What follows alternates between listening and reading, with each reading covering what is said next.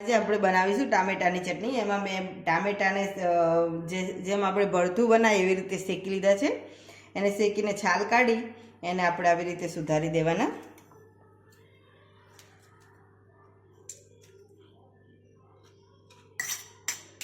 એમાં આપણે 2 કણી જેટલું જ લસણ નાખીશું।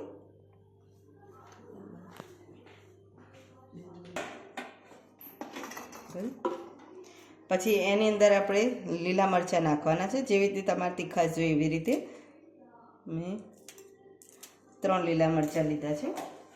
એની સાથે થોડુંક મીઠું અને આ ધાણા ધોયેલા છે એ આપણે આમાં નાખી દઈશું અને મિક્સીમાં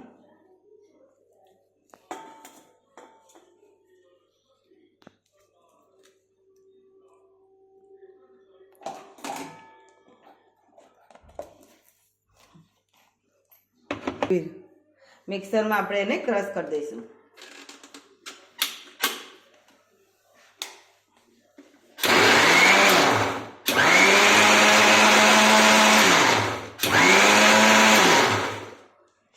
બીજી થોડીક આ વધારાની જે છે કોથમીર એ આપણે એડ કરી દઈશું। હવે એમાં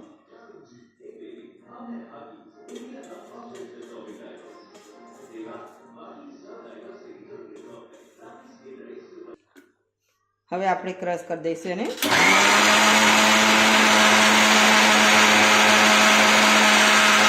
આપણી ટામેટાની ચટણી બનીને તૈયાર છે।